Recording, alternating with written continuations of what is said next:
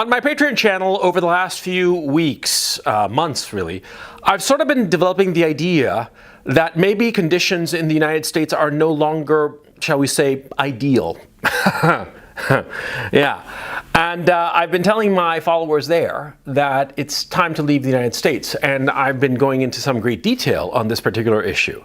And I'm here to say so to you publicly on my free channel, on my CRP channel. I'm telling you that it is time to leave America. Now, why is it time to leave America? Very simple. You have to face reality and recognize that the socialist communists have won.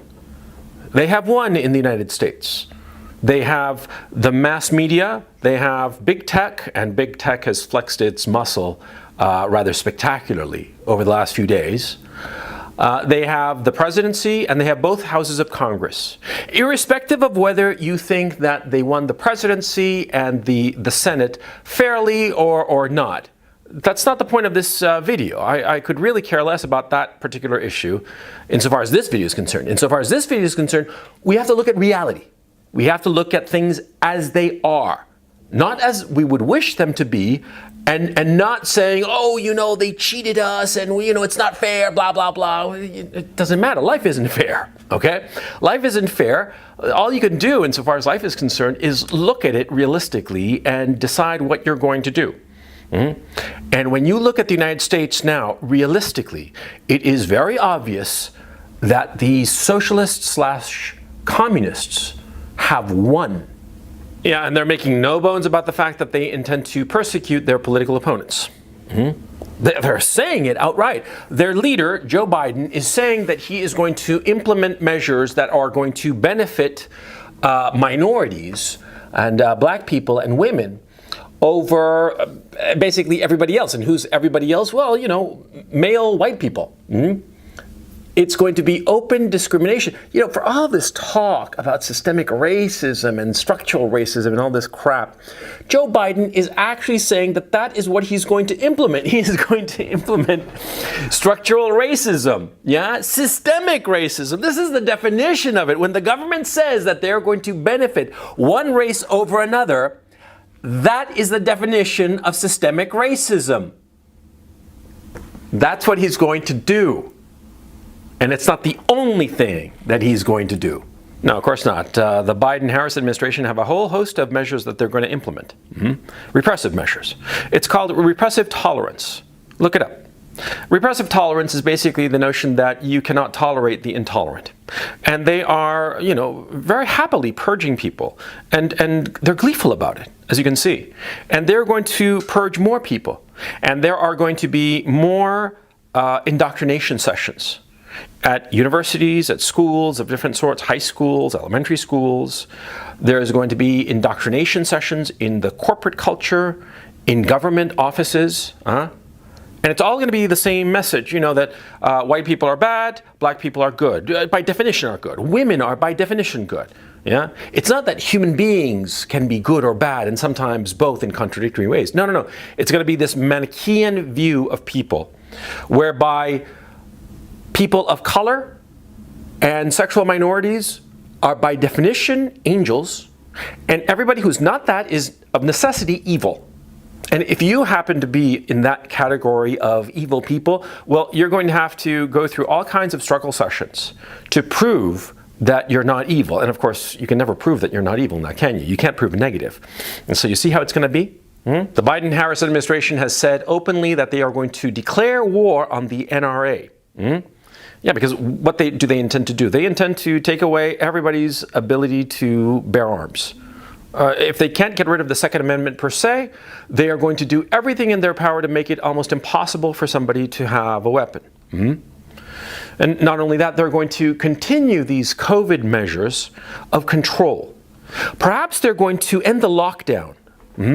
And it seems from what Andrew Cuomo is saying that they intend to do that right quick in order to kickstart the economy, which of course would mean that the last 9.5 months of lockdowns in the United States have been political measures designed to alienate people and get them frustrated, i.e. get them voting Democrat. And that is turning to be the case. That's something that I suspected, but with Andrew Cuomo's recent declarations, it's proving to be true now, isn't it? But anyway, see, these communist socialists, they've done this before. This isn't new. This propagandizing and persecuting your political opponents and getting the media and everybody on your side in this a paroxysm of persecution. This is not new. This has happened before. It happened in Latin America. I'm from Latin America. I'm from Chile. And of course, I know my Latin American history. And I know very well how communist parties over the past century have created conditions very similar to what we're seeing in the United States that has led to a communist takeover. And the communist takeover usually ends, well, it ends like Venezuela is today. If you don't know, go look it up. Venezuela is a shithole. It's a disaster. Some very intelligent people think that it is about to suffer a catastrophic humanitarian crisis because of the communist mismanagement of that society. And that's a rich country. It's a country with oil, lots of it, you know? And somehow these commies managed to screw it up, which, you know, is par for the course, because communists, you know, they're not interested in actually bettering the country and making the individuals in the country, the people of the country, richer, healthier, happier. No, they're interested in power. And in the United States, they acquired it. And so now what you have to do as an American, as somebody living in the United States, you have to ask yourself if you want to live in a communist state. Now, a lot of people are going to say that, no, you know, I'm going to stand and fight. I'm going to stand and fight against this. I'm not going to just run away. I'm not a coward. They're going to use that explanation. I'm not a coward. I'm going to stand up and, you know, fight these communists. But you can't.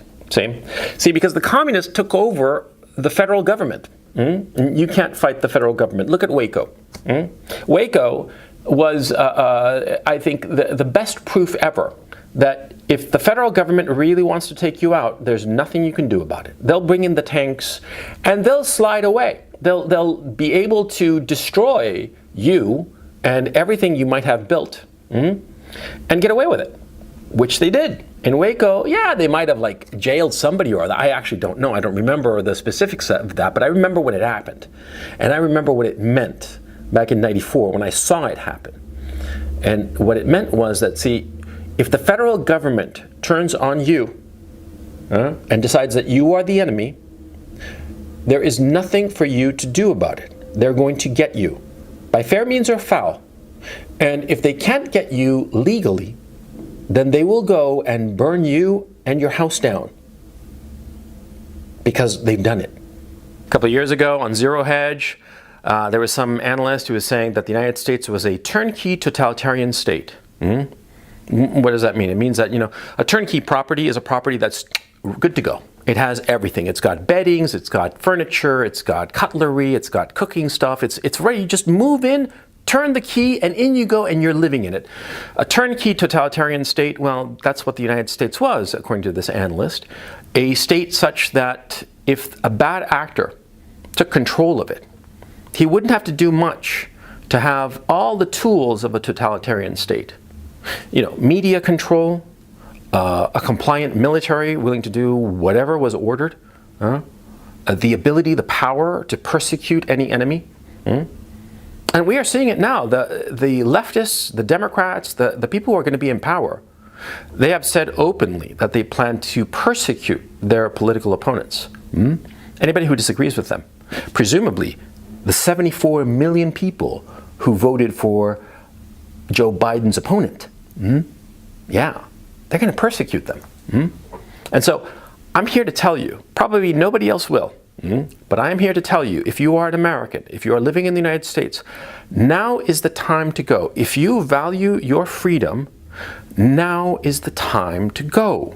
Do you know the period in history in which we are living? You know, this fool Schwarzenegger claimed that the events of January 6th were Kristallnacht. He's an idiot. He doesn't know history. No. It wasn't Kristallnacht. The events of January 6th were like the Reichstag fire. A very ambiguous event that was used by Adolf Hitler and the Nazi Party to pass a whole bunch of domestic terrorism laws. That's right. Look it up. You don't have to take my word for it. Look it up. Even on Wikipedia, which is busy suppressing news and information and history, because it is, even on Wikipedia you can find the entry on the laws that were passed after the Reichstag fire. They were all about domestic terrorists. They were all about suppressing domestic terrorism. Suppressing, in the case of the Nazis, the communists, trade unions, Jews. It was about suppression of people. The events of January 6th are going to be used to pass a whole host of draconian measures, very similar to the Patriot Act. This domestic terrorism bill already exists, and it's existed among democratic circles for quite some time. And now they have the perfect opportunity to pass it. As soon as Joe Biden is installed as president on January 20th, on January 21st, they are going to put that bill to the vote. And the Democrats, i.e. the socialists/communists, they have the votes to pass it, and they will. And this domestic terrorism bill will be a bill that will deliberately undermine the civil rights that you hold so dear. And there will be nothing that you can do about it, about this rollback of your civil liberties. Do you know why? Because they control, they won, they have the power. And so they are going to roll back your rights that your forefathers fought so bravely for. They're going to roll them back, and there is nothing that you can do about it. And if you try to stand up and resist this, you will be declared a terrorist, a domestic terrorist, and you will have no rights. And you will be snatched up in some extra-legal, extrajudicial process and tossed into some jail somewhere where you will rot. And that's if you're lucky. And if you're not lucky, you're going to burn, like the people at Waco did. Like the people who have ever tried to fight the federal government. It's a turnkey totalitarian state. And the crazies have picked up the keys. That's the problem. And you think that AOC and the squad are kind of like the outliers. No. They're the mainstream of their insanity. And they're going to push it in every avenue of American life. So what can you do? As I see it, there are three options. Number one, fight. But as I've explained, as the Waco incident proved, you cannot fight the federal government. You can fight, that's one option, but I don't recommend it. On the contrary, if you fight, you'll lose, and it will be catastrophic for you. The second option is to bend the knee. To bend the knee and accept the terms of your surrender. And the third is to flee, to leave, to decide that you're not going to stick around, you're not going to bend the knee, you're going to go to some place where you can have a little bit of freedom. Perhaps not so many conveniences, but at least you'll be free. Those are the three options, and they are the only options. In my own case, long ago I decided that the United States was going totalitarian. And in my own case, long ago I decided to leave. I can go to the United States whenever I want to. That's not an issue. I can live there whenever I want to. I don't have any kind of legal obstacle to living in the United States, but I choose not to because I saw what was coming, and it has arrived. To tell you the truth, I saw what was coming back in the 90s when I was in university. And all the craziness and insanity that left-wing professors and left-wing students were espousing. And I saw the best and the brightest of my generation keep their mouth shut. Just like shrug and just like, okay, well, we just have to live with these crazies. They didn't poke holes in their insane logic. They didn't resist their stupidity. They didn't stand up and say, what you're saying is absurd. No. I was at an Ivy League university, and frankly, I made a fool of myself repeatedly, standing up to the craziness of these leftists. At the times, I realized that they were crazy. I didn't have the tools or the arguments to defeat them, but I recognized these people are crazy, and I said so. And for my pains, people just looked at me like I was weird. And people were like, just shut up, just let them spout their nonsense. And that's when I knew I didn't know it in an articulate way, but I knew, I sensed it. I recognized that weakness, that the elites, because that's where I was an elite university that trained people who would wind up in elite positions in the corporations and the federal bureaucracy. I saw how they just shrugged and accepted the insanity of these leftist communists, because I recognized that they were leftist communists, because I'd seen the insanity of the leftist communists at Dartmouth. I'd seen them back in Chile. So I knew what they were. And I tried to tell people, but they just accepted it. And of course, I was just one lone guy. So yeah, but that's when I knew. And that's why I haven't lived in the United States in over 20 years. Yeah, because this win by the socialist communists, by the communists really, because that's what they are. Even though a lot of them are in private enterprise and the tech companies and whatnot, they're communists, okay? And you have to understand, communists don't care about helping people. No, they don't.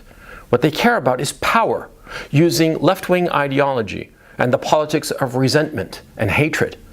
That's who these people are, and they won in the United States. That's crystal clear. And insofar as you are concerned, I am telling you, because probably nobody else will, there are only 3 options left for you. You can either fight, and you know how badly that will end for you. You can either bend the knee, or you can leave. Leave for a place that's freer. There are lots of places that are more free than the United States, certainly today. There are lots of places around the world. I can name offhand half a dozen. There's Vietnam, there's Cambodia, there's China, there's India, there's Belarus, there's Ukraine. Right there. A whole bunch of countries that are a lot freer than the United States. The problem is that they're backwards. See? That's the price of freedom. That you don't have all the conveniences and all the easy life that you have in America. And see, that perhaps is the thing. You cannot have freedom and comfort at the same time. You can have one or the other. And so it's up to you to decide, which do you want? Which do you prefer? Do you prefer comfort, or do you prefer freedom? There's nothing wrong with wanting comfort over freedom. And lots of people choose that.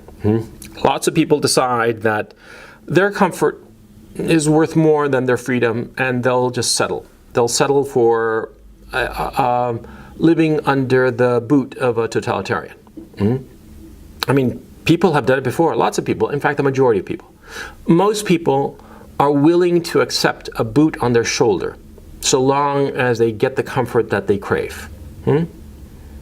That's a fact, And if you, after some soul searching, just really looking at yourself in the mirror and really just figuring yourself out and asking that hard question, if you decide that comfort is more important to you than freedom, that's fine, I'm not here to give any kind of moral judgment, okay? That's not my job. My job as a YouTuber, as a social media influencer, my job is not to tell you what's good or bad. My job is to point out the different options. The different options. And it's your decision, it's your choice, it's your obligation to figure out if, comfort is worth the price of your freedom. And if it's not, which is the choice I made, and it's a choice that might be right for me, but might not be right for you.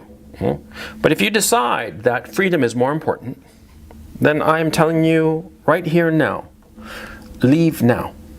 Leave now, because in America things will only get worse. Over the next few months, there will be a period of time where things seem to get better. The economy will be opened up, there will be an end to the lockdowns and so forth, right? And it'll seem that things are getting better, but it'll just be a little like a little speed bump.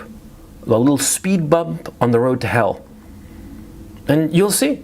Yeah. At first, things will be great. And I'll tell you, in 3 months from now, you'll look at this video and say that I was full of shit. That I just didn't know what I was talking about. Because things are going to be great. Yeah. In the springtime, in the summer, for the 4th of July, around then, it's going to be fantastic. And you'll say that I was a fool. Yeah. But you wait. You wait. They're going to spend money. They're going to have these big stimulus programs. They're going to slide by their domestic terrorism bill and they're going to go after the quote-unquote extremists, and people will forget about it and not realize it, and you'll feel fine, and you'll get some stimulus check, and maybe you'll get a new job, and things will seem to be on the upswing, right? But then things are going to start to teeter. Then food prices are going to shoot the moon. That'll be the first sign that things are going tits up. Food prices. Food prices are going to start to shoot the moon, you know, and there's going to be like some rumblings, some unease. Food prices shoot the moon, and then gasoline prices shoot the moon, and then all of a sudden people are selling stuff to get cash. They're selling their toys, you know, like their skis or their jet skis or, you know, their old boat or whatever, and then their big truck, the truck that they really don't need, right? And they'll start to sell all that stuff, you know, and then their properties, and then they'll start selling their properties for peanuts, you know, some house that was worth like $500,000, they'll try to sell it for $100,000, hell, for $70,000. They'll just need cash, and then it'll just snowball, and then it'll just go straight to hell, because it always does. That's how it's going to play out, because that's the same story every time. In every country that has tried communism, they call it socialism to disguise the fact, but it's communism. It's always the same. And it always starts the same. It starts with a party. The government hands out money hand over fist, and everything seems to be going great. And then it slowly begins to slide down. And that's why I'm telling you. I'm telling you because no one else will tell you, because they might not know it, or they might just be taking this advice for themselves. But I am telling you, man, leave now while you can.